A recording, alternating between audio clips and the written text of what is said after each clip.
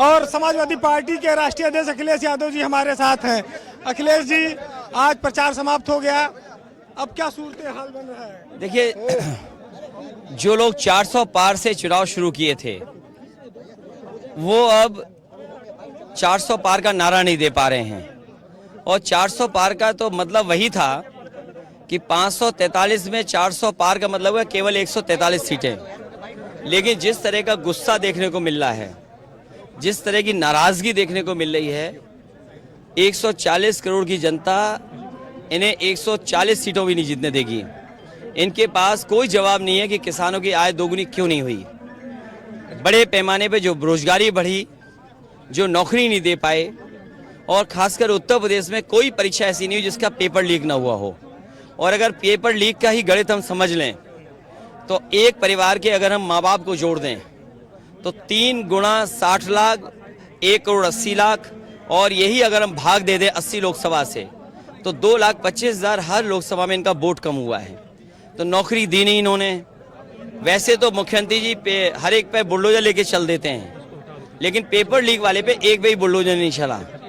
सच्चाई ये है कि सरकार ने जानबूझ करके पेपर लीक कराया जिससे उन्हें नौकरी न देनी पड़े। एक ये बात आई, प्रधानमंत्री ने कहा कि विपक्ष को इतनी भी सीटें नहीं आएंगी कि वो मान्यता प्राप्त नेता विपक्ष बना सके। देखिए, अब वो एम के पीछे पड़ गए हैं। पहले उन्होंने मीट मच्छी बात मुजरे तक चली गई, अब वो मेडिटेशन पे चले गए। अगर मेडिटेशन पे चले गए हैं तो तपस्या बाद में देखिएगा, जब परिणाम आएगा तो जवाब यही मिलेगा कि तपस्या में कुछ कमी रह गई थी, जिसकी वजह से परिणाम जैसा आना था वैसा नहीं आया। जहां गए हैं, अगर दूर तक देखोगे आप, कन्याकुमारी, जहां से दूर तक श्रीलंका, और श्रीलंका के बाद बहुत ठंडा इलाका है एंटार्क्टिका। मुझे लगता है इस गर्मी के बाद वो ठंडी हवाओं का इंतजार कर रहे हैं वहां बैठ के। अच्छा, अब ये आजकल आपने जब से चुनाव प्रचार शुरू किया, एक नए तरह कुर्ता पहनते, कुछ विशेष आशीर्वाद है इसमें? देखिए, ये गमछे का असर ये है कि धूप में पसीना, धूल से बचा लो, और कम से कम नई चीज आ जाए। बुनकरों का कुछ मामला है? और बुनकरों का तो ये मैंने पहले भी कहा था कि जब मैं कुर्ता पहनता हूं तो बुनकरों को फायदा है, और मैं तो सबसे कहूंगा कि वो पहने जो बुनकर बनाए। और गमछा समाजवादियों ने अपना लिया, और इतना अपनाया कि कहीं ना कहीं थोड़ा बहुत बुनकर भाइयों को फायदा हुआ। लेकिन क्योंकि बुनकर और कारोबारी या इससे जुड़े हुए लोगों के जो कारोबार है उसके मदद के लिए हम लोग आगे काम करेंगे, और कुछ नया होना चाहिए। बहुत हो गया था लाल टोपी काली सदरी, तो कुछ नया होने की वजह से लाल गमछा हमारे पास आ गया। अच्छा, एक बहुत बड़ा सवाल ये लगातार चला कि संविधान, बाबा साहब अम्बेडकर और आरक्षण, इससे आप लोगों ने काफी जो है गांव-गांव तक पहुंचा ले गए।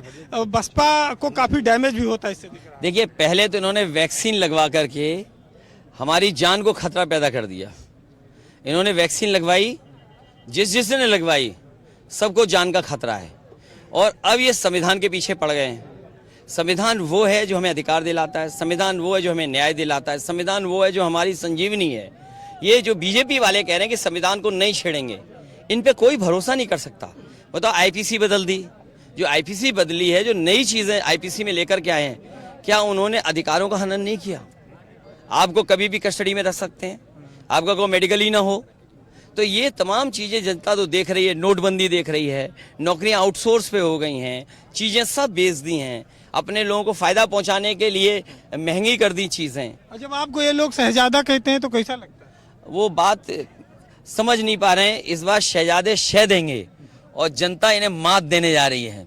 अच्छा, एक चीज पे आप नहीं बोलते हैं, आप योगी बोलते हैं, मोदी सब पे बोलते हैं, मायावती भी कभी बोले, कुछ क्या है उनका? मुझे खुशी है इस बात की कि बहुजन समाज के लोग इस बार संविधान बचाने के लिए इंडिया गठबंधन के साथ खड़े हैं, और वो इसलिए भी खड़े हैं, उन्हें ये लगता है कि कहीं ना कहीं बीजेपी और बीएसपी ने अंदर ही अंदर हाथ मिलाए हुए हैं। सीटें कितनी आ रही हैं, रियल बताइए।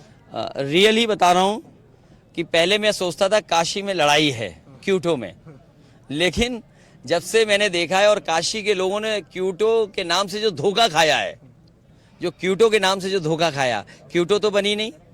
तो इस बार मुझे लगता है क्यूटो भी हारने वाले हैं प्रधान सांसद जी। अखिलेश जी, से बात करने के लिए धन्यवाद। तो ये अखिलेश यादव थे जो उत्तर प्रदेश में लगातार अपनी जीत के प्रति आश्वस्त हैं। और उनके हमले भाजपा और बसपा दोनों पर बराबर है। उनको लगता है कि उन्होंने जो मुद्दे उठाए थे जनता में वो काफ़ी अपील कर गए हैं और इसका परिणाम आने वाली 4 तारीख को देखने को मिलेगा। कैमरामैन पंकज के साथ वीरेंद्र सिंह, भारत समाचार, मऊ।